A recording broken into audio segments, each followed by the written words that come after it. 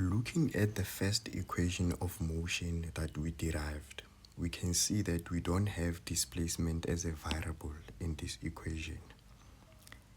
So that means there is a need for us to find an equation or formula that defines displacement as an equation. And that is where we are going now with our second equation of motion. In order for us to derive this equation, we will use the definition of average velocity. That means I'll say here that from the definition of average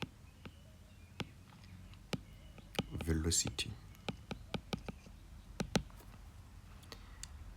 right, we know that average velocity, VAVG, I will call it, is defined as the change in displacement divided by the change in t, right? From here, I'm going to cross multiply by the change in t so that I'm only left with delta x, which is our displacement. So this would imply that I have change in x is equals to VAVG, which is the average velocity, times the change in time. But again, remember, if you have a sample space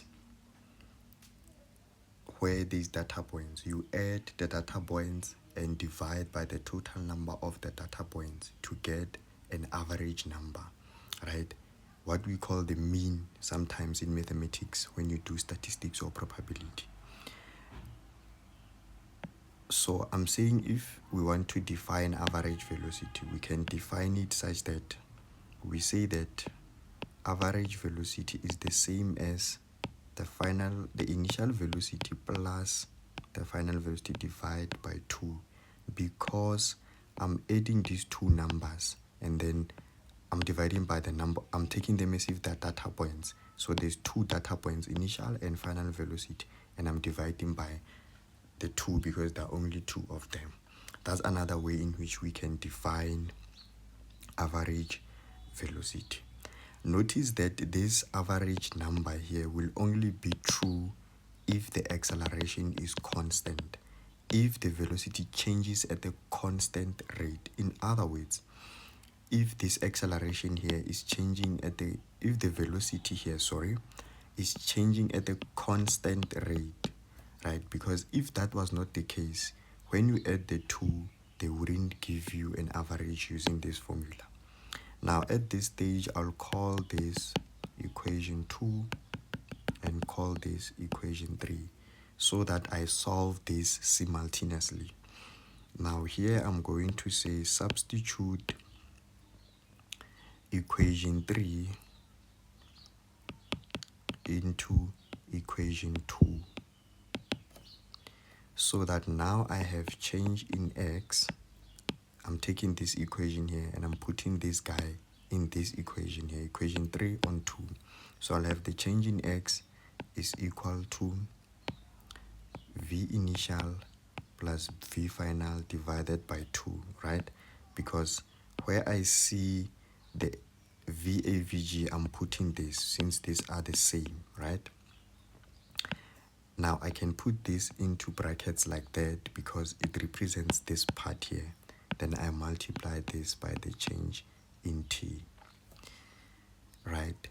Now, I think if you know your formula sheet, you can see that we are at our second equation of motion.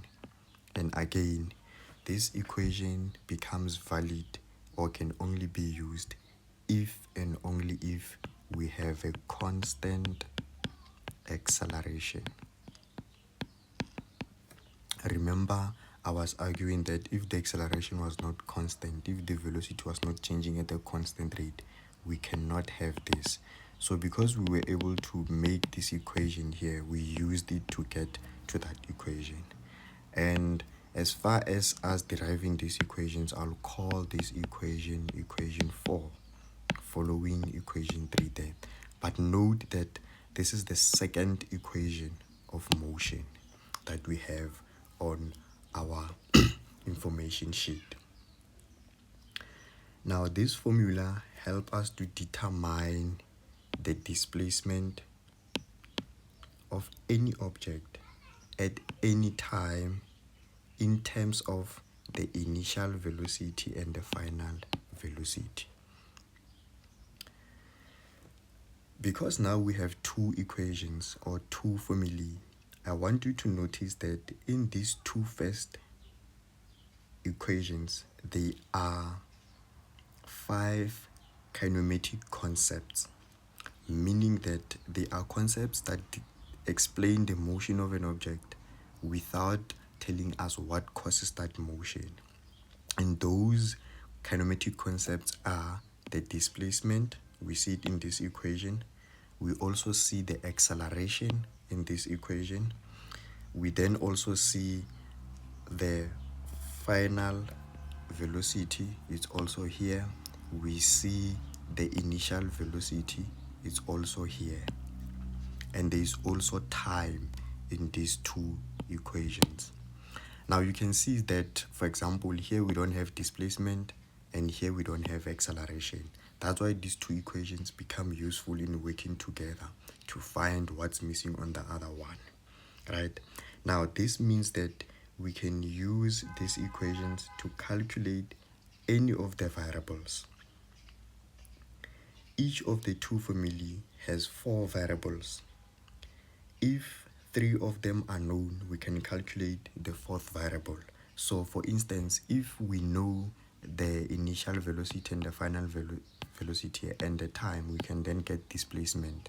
Sometimes you might know the displacement, know the initial velocity, know the final velocity, you can then find time. And the same is true with this one. If you know this and that, you can, and you also know this, you can then determine this one.